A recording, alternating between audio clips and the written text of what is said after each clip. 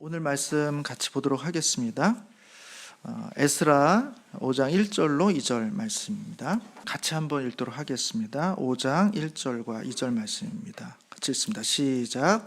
선지자들 곧 선지자 학개와 이또의 손자 스가랴가 이스라엘의 하나님의 이름으로 유다와 예루살렘에 거주하는 유다 사람들에게 예언하였더니, 이에 스알디엘의 아들 수룹바벨과 요사닥의 아들 예수아가 일어나 예루살렘에 있던 하나님의 성전을 다시 건축하기 시작하며 하나님의 선지자들이 함께 있어 그들을 돕더니. 아멘. 이제 성경책마다 이제 저희 교회 이제 성경에 이제 66권이 있는데 책마다 이렇게 다 이름이 있죠. 뭐 창세기, 출애굽기, 레위기, 민수기 이렇게 있습니다. 근데 성경을 찾을 때 그거를 다 이렇게 색인에 넣을 수가 없으니까 색인이 있는 성경을 가지신 분들은 보면 그 이제 한 글자만 딱 떼가지고 이렇게 축약어로 이제 표시를 합니다. 창세기 하면은 축약어가 뭐겠습니까? 창. 그래서 창세기를 찾으려면 이제 창을 찾으면 되고, 출애굽기는 뭘까요? 너무 잘 아시나요? 그다음에 마태복음은 뭘까요? 좋습니다. 그럼 사도행전은 뭘까요? 안 속으시네요. 사라고 해주셨잖아요. 네, 행 이렇게 하면 됩니다. 그러면 오늘 읽은 본문 우리 에스라를 읽었는데 에스라는 뭘까요? 스겠습니다. 그럼 에스더는 뭘까요? 에입니다. 그래서 에스라, 에스더 비슷해가지고 이제 헷갈리는데 스라고 표현하면 에스라구나, 에라고 표현하면 에스더구나. 그 이유가 있습니까? 이유가 없습니다. 그냥 그렇게 정한 거예요. 그래서 에는 에스더, 그다음에 스는 에스라 이렇게 보시면 되고, 그럼 스가랴는 뭘까요? 스가랴는 SSG, 슥 이렇게 되겠습니다. 슥. 그래서 아마 저희가 이제 스 하다 보니까 이게 이제 성경에 낯선 분들은 이게 어디 있는 건지 잘 못 찾으실 수도 있어서 제가 한번 간단하게 말씀을 드렸습니다. 지난주 우리는 본문을 통해서 이렇게 성전을 이제 성전의 기초를 시작하는 내용들을 다뤘습니다. 그 기초에 대해서 백성들은 두 가지 반응으로 나타났죠. 하나는 찬양하고 기뻐하고 감사하는 사람들이 있었고, 또한 무리의 사람들은 대성통곡하는 사람들이 있었습니다. 왜냐하면 이전에 솔로몬의 영광에 비하면, 성전의 영광에 비하면 너무 초라해 보였기 때문에 너무나 마음 아파하면서 대성통곡하는 사람이 있었습니다. 그러니까 성전의 기초를 놓았다라는 이 중요한 사건을 보고도 이스라엘 백성들 가운데 감정이 둘로 나눠져 있었다라는 것을 볼 수 있습니다.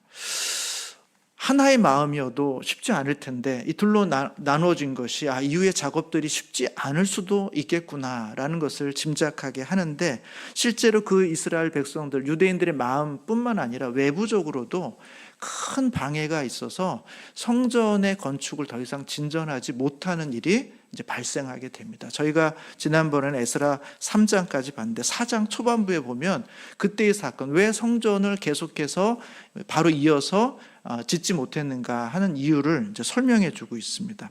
에스라서 4장을 한번 잠깐 보겠습니다. 4장 1절부터 5절까지인데 제가 한번 읽어드릴 텐데 눈으로 잘 따라 주시면 되겠습니다. 혹시 본문을 앞에 보여주실 수 있으면 보여주시면 좋겠습니다. 제가 4장 1절 읽습니다. 사로잡혔던 자들의 자손이 이스라엘의 하나님 여호와의 성전을 건축한다 함을 유다와 베냐민의 대적이 듣고, 유다와 베냐민, 이 사람이 성전을 건축하러 온 사람들인데 그 대적이 그 이야기를 들었다는 것입니다. 2절에 보시면 수룹바벨과 족장들에게 나와 이르되 우리도 너희와 함께 건축하게 하라. 그러니까 이들도 와가지고 성전 건축하는 거 너희들만 하지 말고 우리도 함께 그 일에 참여하면 좋겠다, 우리도 참여시켜달라 이렇게 말합니다. 그 이유는 뭐냐 하면 우리도 너희같이 너희의 하나님을 찾노라. 우리도 하나님을 예배하고 하나님께 경배하는 사람들이야. 그러니까 우리도 그 성전 짓는 일에 함께 참여할 수 있게 해줘. 여기까지만 보면 굉장히 좋은 일이고 그러면 같이 하면 좋지 이렇게 해야 될 것 같은데, 사실 이 사람들의 정체가 무엇이냐 하면 2절 중간 후반에 보시면 아수르 왕 에살핫돈이 우리를 이리로 오게 한 날부터 우리가 하나님께 제사를 드리노라 하니 말하고 있습니다. 그러니까 아수르 왕 에살핫돈이 우리를 이리로 오게 했다. 이게 무슨 얘기냐 하면, 그 이전에 보면 이스라엘이 하나의 나라였다가 솔로몬 이후에 두 개의 나라로 나눠집니다. 남유다, 그 다음에 북이스라엘이 있습니다. 이 10개의 지파를 이루고 있는 이 북이스라엘이 아수르에 의해서 멸망을 먼저 당합니다. 유다가 멸망당하기 전에 이 아수르에 의해서 멸망을 당하면서 이 그러니까 이 이스라엘 지역에 살고 있었던 유대인들이 다 흩어집니다. 막 흩어지게 되고, 그 유대인 땅에 누가 오냐 하면, 이스라엘 땅에 누가 오냐 하면 이방인들이 다 오게 되는 거예요. 그래서 이 민족이 다시 반항하지 못하고 다시 결집하지 못하도록 민족들을 다 흩고 그 땅에 다른 민족들을 들여오게 해가지고 여기가 다시 복원되지 못하도록 이 아수르 왕이 그런 정책을 피게 된 겁니다. 그래서 이 아수르 왕 에살핫돈이 우리를 이리로 오게 한 날부터, 그러니까 이 사람들은 이방인들인 거예요. 물론 여기에 오랫동안 살고 있었지만 과거에 이방인들로서 이스라엘 땅에 와서 정착해서 자신의 신도 섬기면서 또 이 백성들이 섬기는 여호와도 함께 섬기는 그런 혼합주의적인 신앙을 갖고 있는 정통 유대인들이 아닌 것입니다. 오늘날 유대인들, 그러니까 신약 시대를 보면 사마리아인들과 같은 그런 개념들을 갖고 있는 것이죠. 그러니까 유대인들 입장, 정통 유대인의 입장에서는 이걸 받아들일 수가 없는 것이죠. 함께 하나님의 기업을 받을 자들이 아닌 것입니다. 그래서 이 스룹바벨과 이 사람들이 이걸 거절하죠. 3절에 보시면 스룹바벨과 예수아와 기타 이스라엘 족장들이 이르되 우리 하나님의 성전을 건축하는데 너희는 우리와 상관이 없느니라. 손절하는 것입니다. 너희는 우리와 상관이 없어. 참여하지 마. 너희 도움 필요 없어. 하고 이제 손절을 딱 합니다. 바사왕 고레스가 우리에게 명령하신 대로 우리가 이스라엘의 하나님 여호와를 위하여 홀로 건축하리라 해서 우리에게 이 명령을 한 건 고레스인데, 고레스는 유대인들에게 그 명령을 한 거지 너희들에게는 전혀 상관이 없는 거야. 우린 너희들과 함께 지을 생각이 없어 하고는 이제 딱 손절하는 것입니다. 그리고 나자 이제 이 사람들이 대적으로 딱 돌아선 겁니다. 4절에 보시면 이로부터 그 땅 백성이 유다 백성의 손을 약하게 하여 그 건축을 방해하되 바사왕 고레스의 시대부터 바사왕 다리오가 즉위할 때까지 관리들에게 뇌물을 주어 그 계획을 막았다. 이렇게 되어 있습니다. 그러니까 이들이 함께 하는 거 유대인들 입장에서는 당연히 함께 할 수 없는 것이죠. 딱 막았더니 이들이 거기에 앙심을 품고 그래? 그럼 너희들이 그럼 할 수 있나 보자 하고는 주변의 사람들에게, 관리들에게 뇌물을 주어서 이 작업이 원만하게 진행되지 못하도록 방해를 하게 된 겁니다. 그래서 결국은 성전을 이제 기초만 닦고 뭔가를 하려고 하는 그 순간에 내부적으로도 약간의 감정의 차이가 있었는데 외부적으로 더 큰 방해가 있음으로 인해서 성전 공사가 멈추어지게 됐다는 것입니다. 그게 이제 4장의 내용이죠. 그럼 이 성전 공사가 언제까지 멈추어지게 됐는가? 5절에 보시면 바사왕 고레스 시대로부터 시작해서 다리오 왕이 즉위할 때까지. 이 기간이 얼마인가요? 잘 모르지만 바사왕이 있고 그 다음 왕이 있고 세 번째 왕이 이제 다리오 왕입니다. 그러니까 적지 않은 시간 동안 이 사이에 성전을 짓지 못한 채 이어지는 거예요. 학자들이 연구해 보면 이 기간이 약 16년 정도 되는 것입니다. 그러니까 적지 않은 시간 동안 성전을 짓지 못한 채 유다 백성들은 그저 그 땅에서 머물러 살 수밖에 없는 처지가 되었다라는 것입니다. 24절, 4장 24절에 보시면 이렇게 되어 있습니다. 이에 예루살렘에서 하나님의 성전 공사가 바사왕 다리오 제2년까지 중단됐다. 이렇게 이야기하는 것은 이제 2년째 되는 해에는 뭔가 새로운 일이 벌어졌고 그때 이제 성전이 다시 재건되기 시작했다. 그러니까 2년까지는 성전이 재건되지 못한 채로 16년의 시간이 흘렀다라는 이야기를 해주고 있습니다. 그리고 나서 오늘 본문이 나오고 있습니다. 여러분 16년의 시간은 어느 정도 시간일까요? 적은 시간일까요? 적지 않은 시간이죠. 아이가 태어나가지고 이제 한 고등학교 2학년, 1학년 정도 되는 시간. 꽤 긴 시간입니다.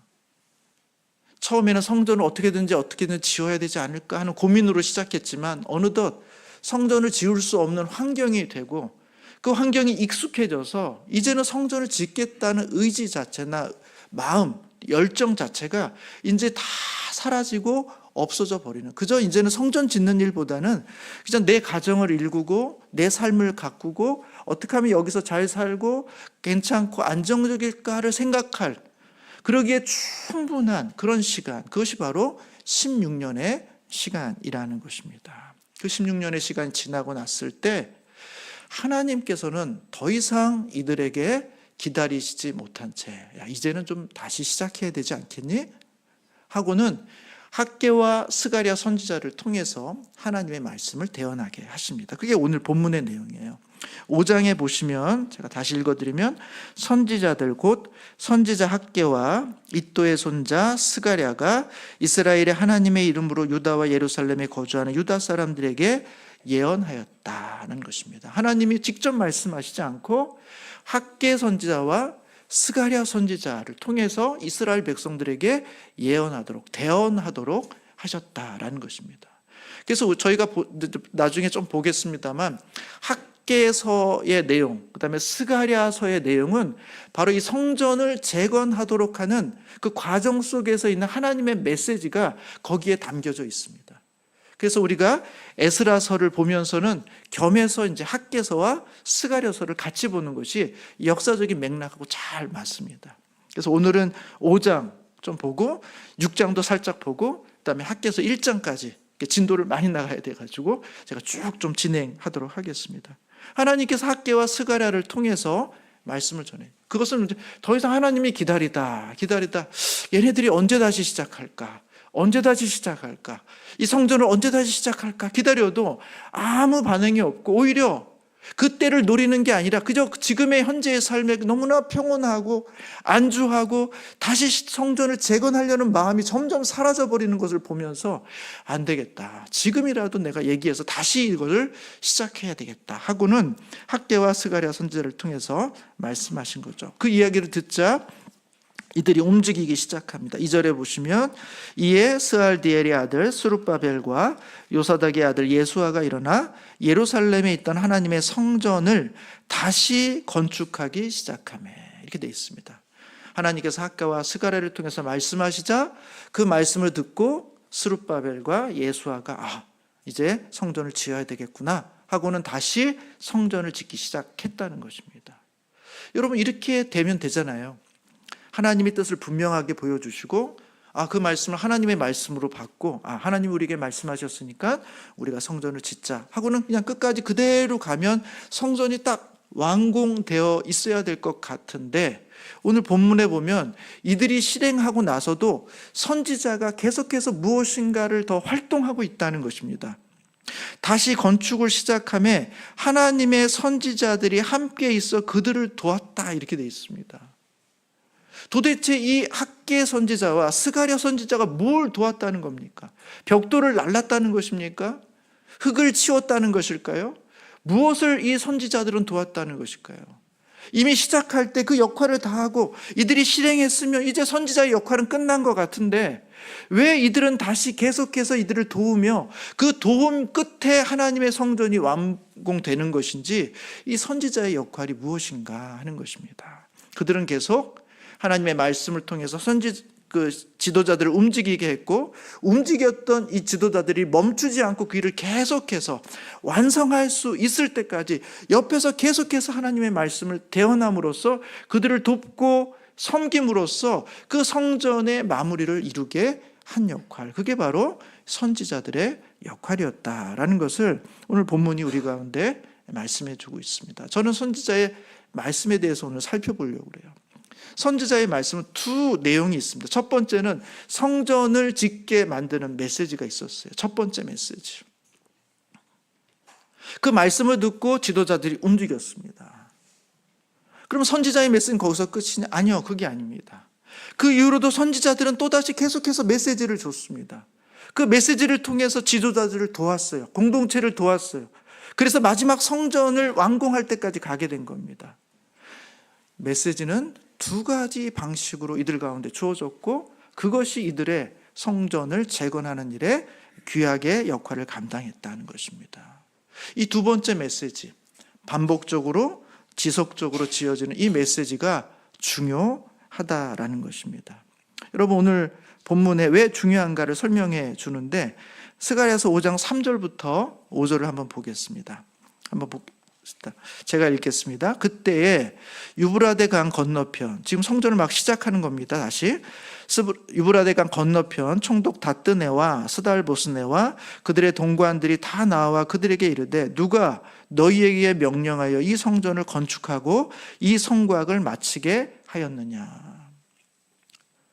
이 일을 시작하고 나니까 이 지역의 관리를 맡은 총독이 와가지고, 도대체 누가 성전을 지으라고 허락해 줬냐? 이 사람은 누구냐 하면 이 바사 제국에서 파송된 총독입니다. 이 지역을 관할하는 사람이에요. 왜 이런 사람이 필요했는가? 이 바사 제국 이전에 바벨론이 지배하고 있었기 때문에 여전히 바벨론의 의식을 갖고 살아가는 사람들이 있는 겁니다. 때로는 이들이 멀리 있으면 자기의 힘을 세워서 키워서 반역을 도모할 수 있는 거예요. 종종 그런 일들이 벌어지고 있었습니다. 그래서 바사 제국에서는 지역마다 관리자를 두어서 미리 그런 일들을 예방할 수 있도록, 일어나면 그것을 진압할 수 있도록 그런 관리자, 총독, 오늘 보면 다떼와 같은 그런 총독을 두는 거예요. 혹시나 이 바사 제국을 반역할 그런 기운이 일어나지 않는가? 그런 징조가 있지 않은가? 그런 사람이 있으면 빨리 신고해가지고 군대를 동원해서 못하게 그걸 막는 것입니다. 근데 다뜨네가 보니까 이 팔레스틴 지역에, 예루살렘에 지금 이스라엘 유대인들이 뭔가를 지으려고 하는 거예요. 자기의 어떤 세력, 자기의 어떤 방어, 자기의 종교를 위해서 무엇인가를 지으려고 하는데, 이 다뜨네는 거기에 대한 이해가 없습니다. 그런 정보가 없어요. 도대체 왜 이런 사람들이 이런 것을 하지? 하고는 이들을 의심하고 다가가서, 도대체 누가 너희들에게 이걸 짓도록 허용했냐? 누가 이것을 너희들에게 짓도록 허용했냐? 하고는 이제 질문하고 따져보는 것입니다. 그리고 책임자가 누구냐? 그죠? 여러분, 저희 교회 와가지고 갑자기 좀 험악한 사람이 와가지고 책임자가 누굽니까? 이러면 좀 두렵습니다. 내가 뭘 책임져야 되나? 내가 뭐 혼나야 되나? 내가 뭐 어디 뭐 경찰서 가야 되나? 책임자가 누구냐? 그러면 책임을 맡은 사람은 좀 두려워요. 위축됩니다. 책임자가 누구냐 묻는 거예요. 4절에 보면 우리가 이 건축자의 이름을 그들에게 아뢰입니다. 그래서 이 사람들이 그 내용을 가지고 그 공문을 써가지고 본국으로 보내는 거예요. 다리오 왕에게 보내가지고 지금 이 지역에서 이런 일이 벌어지고 있는데 이거 혹시 반역의 음모가 아닌지, 이들이 이런 행동을 놔둬야 하는지, 계속할 수 있게 무슨 특별한 조치가 있었는지 확인하는 절차를 위해서 책임자도 쓰고 이들의 상황을 써서 이 다리오 왕에게 이제 보내는 겁니다. 얼마나 긴장됩니까 지금? 다시 허락을 받고 일을 하는 게 아니거든요. 하나님의 음성이 있어서, 하나님의 메시지가 있어서 그 메시지를 갖고 순종하는 마음으로 하는 건데, 주변에 또 다른 방해가 있게 되자 얼마나 위축되고 긴장되고, 이거 그만둬야 되는 거 아닌가? 이거 하다가 괜히 일 벌어져서 우리가 그냥 우리 사는 것도 못하는 거 아닌가? 이런 두려움이 충분히 있을 수 있는 상황 아니겠습니까? 그런데 이들이 어떻게 하는가? 5절에 보시면 하나님이 유다 장로들을 돌보셨으므로 그들이 능히 공사를 막지 못하고 이 일을 다리오에게 아뢰고 그 답장이 오기를 기다렸더라 되어 있습니다. 편지를 보냈는데 그 결과가 아직 오기도 전에 이들은 계속해서 성전을 재건하는 것입니다. 멈추지 않는 거예요. 하나님이 유다 장로들을 돌보셨다는 거예요. 어떻게 돌보셨을까? 어떻게 돌보셨을까? 저는 이 돌보심에 선지자들의 역할이 있다고 생각해요. 선지자들이 하나님의 말씀을 계속해서 대언해주고 있는 거예요. 두려워하지 말아라. 염려하지 말아라. 내가 이 일이 잘 되도록 진행해 줄게. 너희들 겁먹지 마. 내가 너희들에게 이 일을 시작하게 할 때는 이 일을 완성할 그런 마음과 계획이 다 있기 때문에 시작한 거지, 그냥 한번 해보라고 시험하듯이 테스트 하듯이 던져준 거 아니다. 걱정하지 마라. 두려워하지 마라. 내가 너와 함께 하겠다. 내가 너를 도와주겠다. 계속되는 하나님께서 이 선지자들을 통한 메시지를 통해서 이 지도자들을 격려해주고 이 백성들을 격려해주고 위축되지 않도록 이들을 다 일깨워 주는 것입니다. 그것을 하나님이 유다의 장로들을 돌보셨으므로 그들이 능히 이 공사를 막지 못했다. 그 마음이 흩어지지 않고 나약해지지 않고 한결같은 마음으로 공사를 쭉 집중해서 갈 수 있었다는 이야기를 해주고 있는 것입니다. 여러분 실제로 어떻게 될까요? 여러분 재미난 것은 에스라서 이제 6장에 가보면 그 편지를 받은 다리오가 어떻게 행동하는가를 보여줍니다. 굉장히 재밌습니다. 오늘 읽지는 않겠습니다. 시간 관계상. 댁에 돌아가셔서 읽어보십시오. 도대체 이 자기가 명령을 내린 적이 없거든요. 그리고 기억 못할 수도 있고 그거 뭐 아무것도 아니고 관심 없을 수도 있어요. 고레스는 관심을 갖고 했을 수는 있지만 다리오는 그 일에 관심이 없을 수가 있습니다. 그냥 오는 공문을 안 볼 수도 있는 거예요. 그런데 다리오가 그 공문을 보면서 어떤 일을 행했는가 하면 놀라운 일, 고레스에게 보여주셨던 하나님의 놀라운 기적이 이 다리오에게도 동일하게 아니면 더 크고 강하게 역사하고 있다는 것을 보게 됩니다. 하나만 보면 6장 12절에 보면 이렇게 돼 있어요. 아니 11절부터 보면 이렇게 돼 있습니다.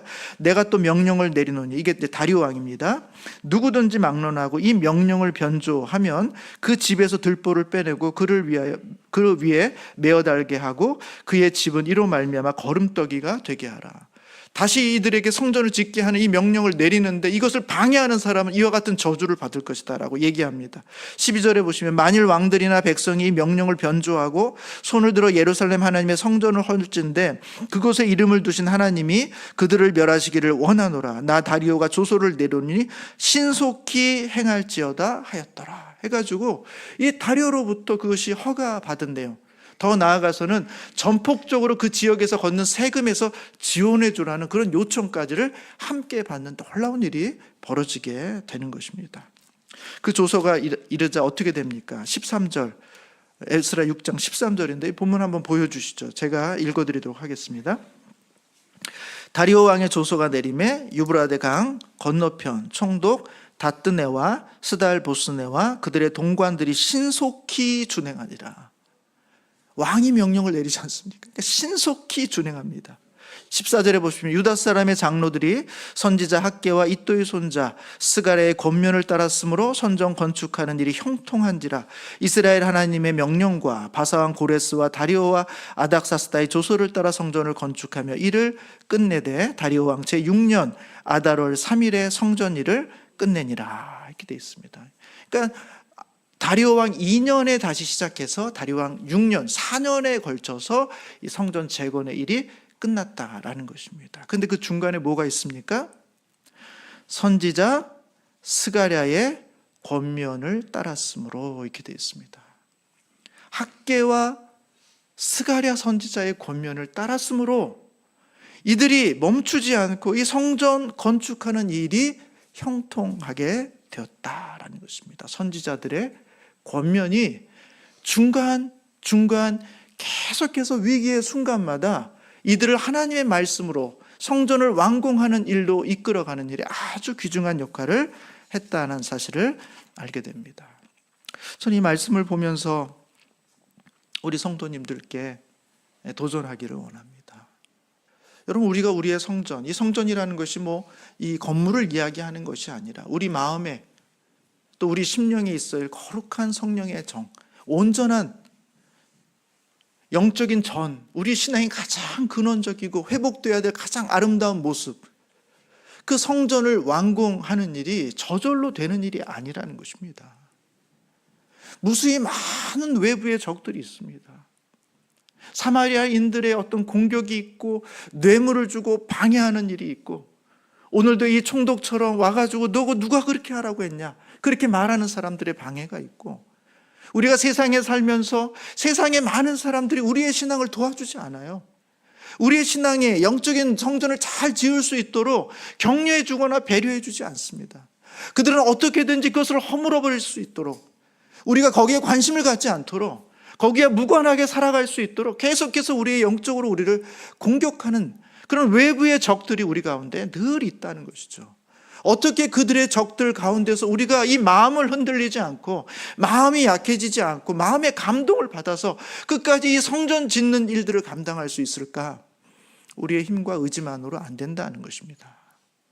하나님의 말씀이 중간중간 우리의 말씀에 들려지지 않으면, 우리의 심령에 들려지지 않으면, 그러면 우리는 끝까지 이 성전 짓는 일을 완성할 수 없다는 이야기를 오늘 본문은 우리 가운데 주고 있습니다.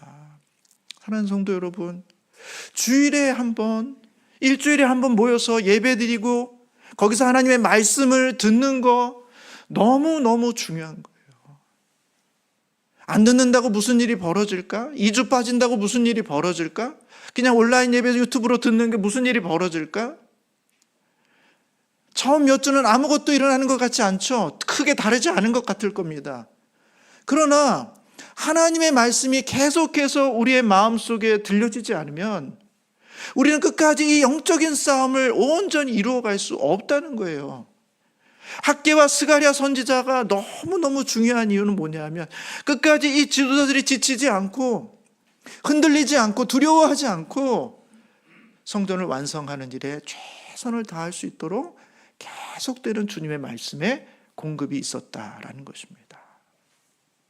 저는 주일 예배, 특별히 하나님의 말씀, 그것은 단순히 김수홍 목사님이 이야기하는 어떤 이야기가 아니로 그분의 가치관, 그분의 생각, 그분의 취향, 그런 것들이 녹아나지 않을 수는 없겠습니다만 더 근본적으로 하나님께서 학개와 스가랴 선지자를 통해서 주님의 말씀을 대언하듯 하나님께서 정해진 사람, 하나님의 일꾼, 하나님의 목회자를 통하여서 성도들을 향해 하나님의 말씀을 대언하고 있다 하는 이 마음, 저도 그 마음으로 주님의 말씀을 대하고 우리 모든 성도님도 그 마음으로 그 주님의 말씀을 대할 때 거기에 성령의 역사가 일어나는 것이고 하나님의 말씀이 온전히 선포되는 것이고 그 말씀이 우리의 심령을 변화시키는 그런 놀라운 힘이 되게 되는 것입니다.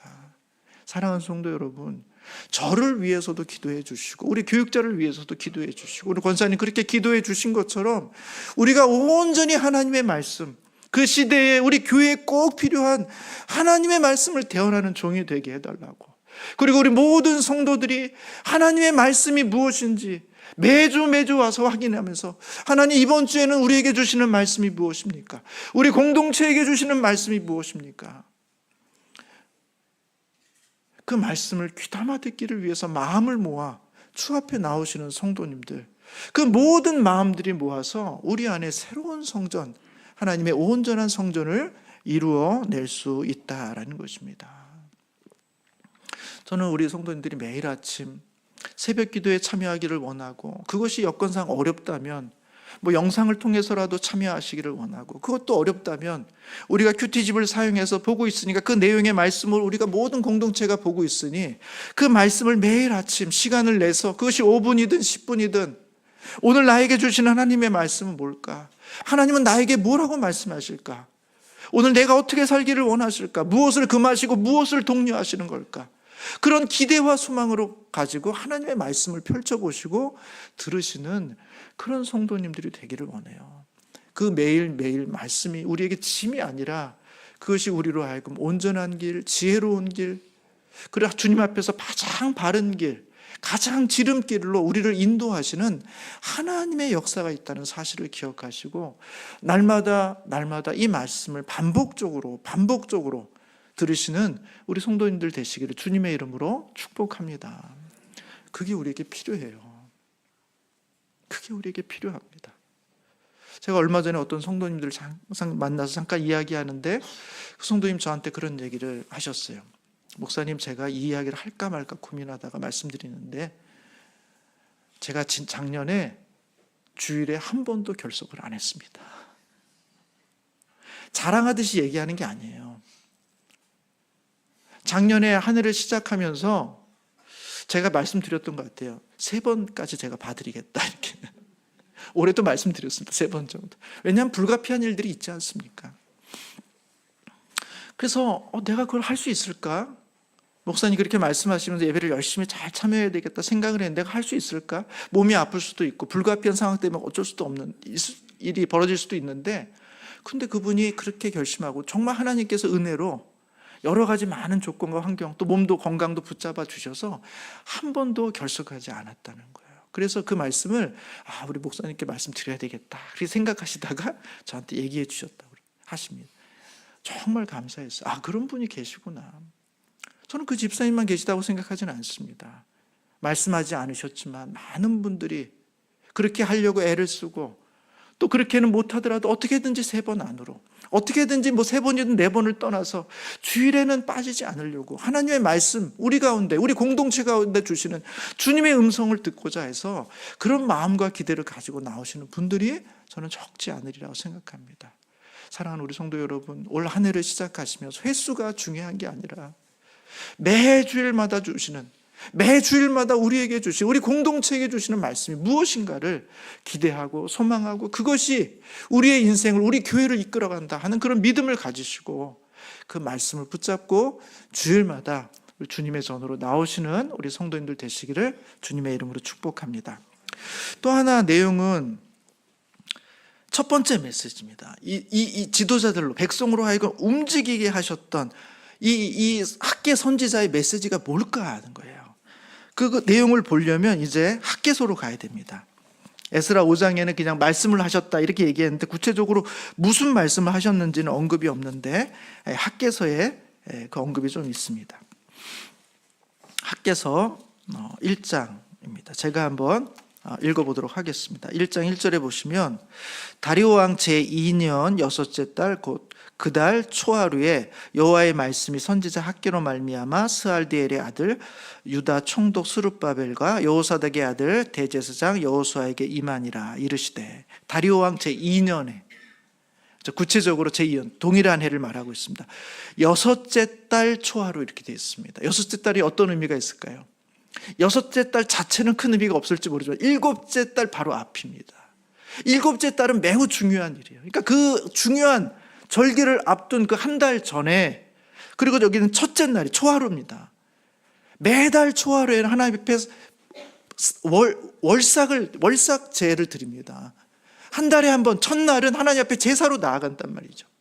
그러니까 그 월삭의 때에 하나님께서 7째 달을 앞두고 이들 가운데 말씀을, 이때 얘기해야 되겠다 하고는 학개 선지자에게 말씀을 주신 거예요. 그 말씀의 내용이 뭐냐? 2절에 보시면 그것이 이제 이스라엘 그 16년 동안 하나님의 전을 황폐하게 내놓는, 다시 재건하지 못하고 있는 그들의 마음의 내용입니다. 2절에 보시면, 만군의 여호와가 이같이 말하여 이르노라. 이 백성이 말하기를 여호와의 전을 건축할 시기가 이르지 아니하였도다 하느니라. 16년 동안 이들이 갖고 있는 생각이 바로 그거예요. 하나님의 전을 지을 시기가 아직 안 됐다라고 본 겁니다. 아직 공문이 내려오지 않았고, 주변의 사람들은 계속해서 방해하고 있고, 그래서 더 이상 우리가 이것을 지을 수가 없고, 그러니까 모든 환경과 조건이 지금 다시 성전을 지을 수 있는 환경이 아니라는 거예요.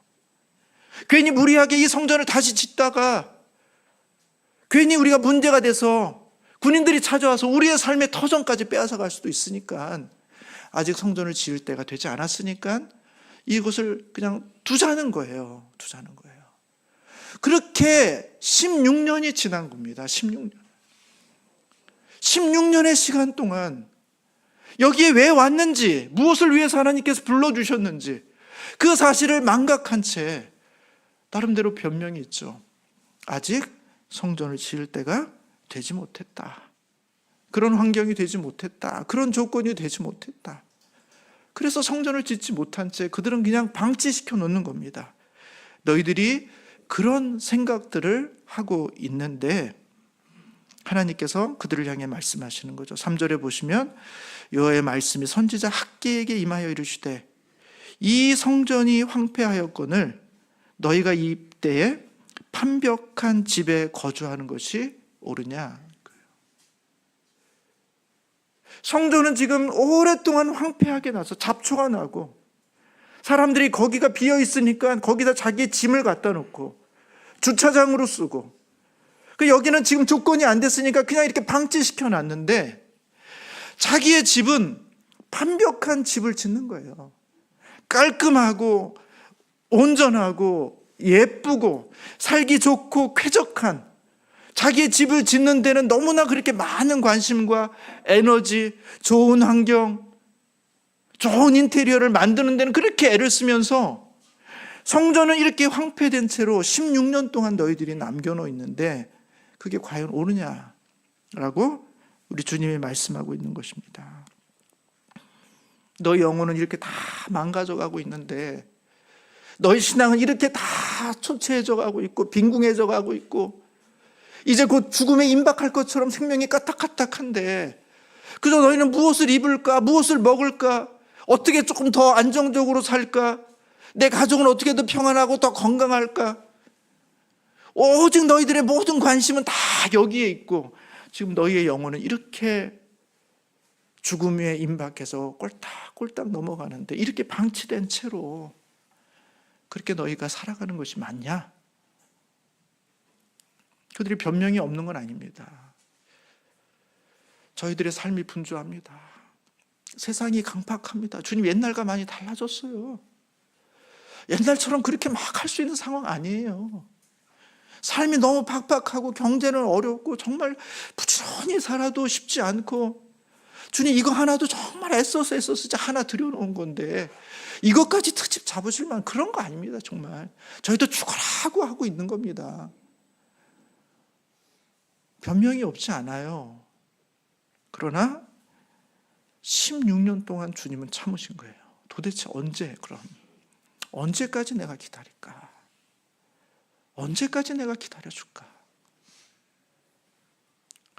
5절에 보시면, 그러므로 이제 만군의 여호와가 이같이 말하노니 너희는 너희의 행위를 살필지니라. 너 자신을 돌아봐라. 너희 신앙, 내 안에 있는 영혼, 네가 짓고 있는 그 성전의 상태 돌아봐라. 어느 것이 더 중요하냐? 어느 것이 더 우선이냐? 7절에 보면 만군의 여호와가 말하노니 너희는 자기의 행위를 살필지니라. 너희들의 지금 삶을 살펴보라는 거예요. 지금 너희들의 변명이 너희들에겐 변명처럼, 너희들에겐 타당한 것처럼 그렇게 느껴질지 모르지만 하나님의 입장에서 그것은 하나도 용납될 수 없는, 받아들여질 수 없는 그런 구차한 변명에 불과하다는 거예요. 9절에 보시면 하반부에 만군의 여호와가 말하노라. 이것이 무슨 까닭이냐? 내 집은 황폐하였으되 너희는 각기 자기의 집을 짓기 위하여 빨랐습니다. 그럼 하나님이 작정하시고 유대인들 후벼 파고 있습니다. 지금 저 이 말씀 보면서 이거 하나님 너무 세게 말씀하시는 거 아닌가? 이러면 이스라엘 백성들을 상처받는데, 그러다 저 못하겠다고 떠나면 어떡하지? 우리 하나님 너무 세게 말씀하시는 거 아닌가?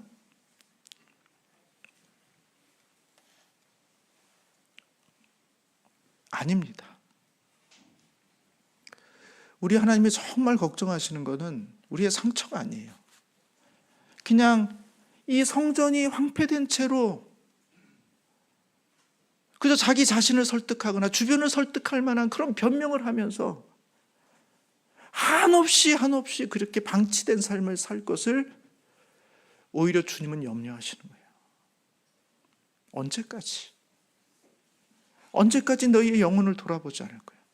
언제까지 이 주님의 성전이 황폐된 채로 남겨둘 것이냐? 언제까지 너희 집이 더 온전하고 너희 집이 깨끗하고 너희의 삶이 온전하고 안전할 때 무엇이 더해져야 더 완벽하겠냐? 한도 끝도 없는 일에 너희들이 몰두하면서 정작 우리가 봐야 될 주님의 전, 우리의 영혼들은 살펴보지 못하는데, 그 길의 끝에 무엇이 있을지 우리가 알지를 못하는데 주님께서 우리의 영혼을 후벼 파고 있는 것이죠. 지난주 섬김이 재직 세미나가 있었습니다. 그때 우리 성도님들 많이 오셔서 정말 감사했습니다. 근데 이제 강사님 말씀을 들으면서 처음에는 좋았습니다. 그렇지, 저런 말씀, 그렇지.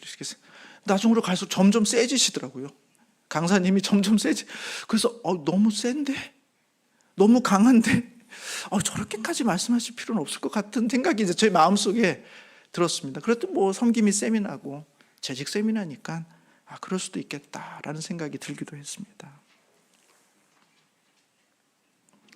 어쩌면 우리에게 정말 센 하나님의 말씀이 필요한 거 아닐까? 강한, 그래서 그 강한 메시지 앞에 상처가 나고 때로는 거부감이 나고 항변하고 싶은 어떤 많은 말들이 솟아나게 만드는 그런 강한 메시지를 우리 주님은 우리에게 하고 싶은 것이 아닐까? 그래야만 우리가 그동안 방치하고 있던 우리의 영혼, 황폐해된 영혼, 잡초로 가득한 영혼, 많은 다른 일도 인해서 정말 돌보지 못했던 그 영혼, 그 일에 비로소 우리가 주목해서 보고 거기에 우리의 마음을 쏟아야 되는 거구나. 우리 주님은 이 영혼이 살기를 원하시는구나. 그래서 이렇게 강하고 세게 도전하시고 충격을 주시고 우리가 상처받는 것보다 더 큰 목적으로 그 상처를 통해서 이 영혼이 변화되고 새로운 시선을 갖고 새로운 도전을 나갈 수 있는 그걸 원하시는 것이 아닐까 하는 생각들을 해보게 됐습니다. 여러분, 이 학개서에 하나님의 강하고 센 말씀, 그 말씀을 들은 이스라엘 백성들은 어떻게 됐습니까? 그들은 상처를 받은 게 아니라 변화를 받았습니다. 학개서 1장 14절에 보면 이렇게 기록해요. 여호와께서 스알디엘의 아들 유다 총독 수룹바벨의 마음과 여호사닥의 아들 대제사장 여호수아의 마음과 남은 모든 백성의 마음을 감동시키심에 그들이 와서 만군의 여호와 그들의 하나님의 전 공사를 하였으니 그때는 다리오 왕 제2년 여섯째 달 24일이다. 이렇게 되어 있습니다. 그들의 마음에 감동이 일었어요. 찔림이 없었을까요? 거부감이 없었을까요? 상처가 없었을까요? 그 상처와 찔림과 거부감을 하나님의 말씀을 안 듣는 걸로, 내가 떠나는 것으로 그렇게 반응하지 않았다는 거예요. 그것이 오히려 이들에게는 하나님의 감동으로 내 영혼이 어디에 집중해야 되는지, 내가 놓쳤던 것이 무엇인지를 다시 보게 되는 그런 거룩한 하나님의 책망으로 듣게 된 겁니다. 그리고 그때 비로소 다시 성전을 짓기 시작하는, 성전의 황폐함이 회복되어지는 놀라운 은혜가 임하게 되었다는 것이죠. 사랑하는 성도 여러분, 하나님의 말씀을 자주 반복적으로 우리의 영혼을 위해서 들으시는 우리 성도님들 되시기를 주님의 이름으로 축복합니다. 성경을 통해서 보시고 예배의 말씀을 통해서 보시고 큐티의 말씀을 통해서 이 모든 것이 그냥 읽어야 돼서 읽고 들어야 돼서 듣는 게 아니라 매일매일 하나님이 나에게 주시는 말씀이다. 그리고 때로는 그것이 책망처럼 우리가 따끔하게 다가올 때 거부하고 움츠리지 말고 살펴보자. 내 행위를 살펴보자. 이 말씀을 통해서 나에게 주고 있는 말씀, 내가 놓치고 있는 것은 무엇인가 하는 그 소망을 가지고 하나님 앞에 우리 영혼의 성전을 다시 재건하시는 우리 성도님들 되시기를 주님의 이름으로 축복합니다. 기도하겠습니다.